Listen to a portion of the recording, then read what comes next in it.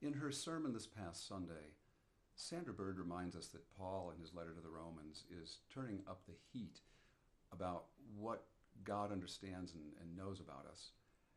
After Paul is speaking about the fact that we all have been given gifts, lots of different kinds of gifts to give for the building of the whole body, Paul then says, don't be conformed to this world, but be transformed by the renewing of your minds, so that you may understand and discern what is the will of God, that which is good, acceptable, and complete. With that, Sandra talked to us about a discernment process that all souls will be entering into this fall and winter. During these dozen years of deep restoration work, we offered a lot of time and energy and imagination and resources to an inward work that was essential.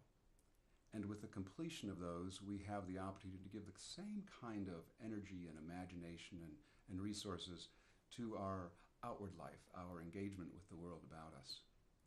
Sandra described in her sermon the outline of this process, of this time of refocus, and I encourage you to listen to her sermon if you've not had a chance, or listen to it again for some of the details of it.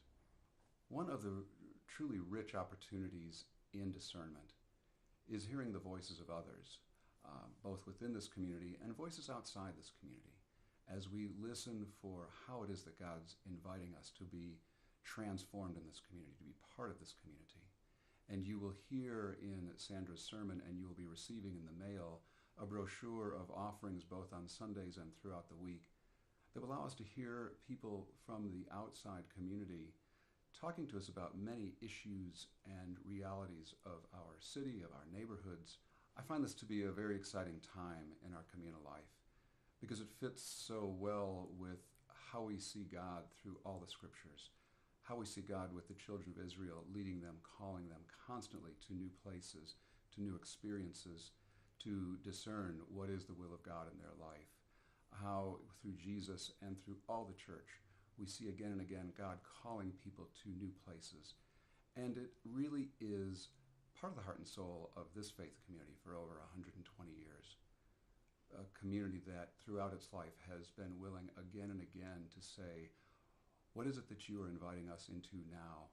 What new things do we need to hear? What voices do we need to listen to so that we might indeed discern what is your will for us? What is your life for us?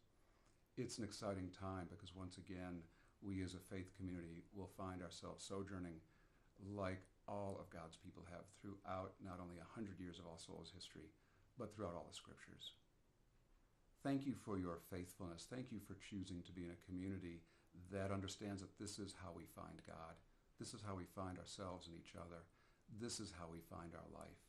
By opening ourselves, by offering ourselves, by listening to each other, and again saying to God, where is it that you wish us to go? Thank you for your faithfulness in this. It's exciting for me to consider what God's up to in our midst. Grace and peace.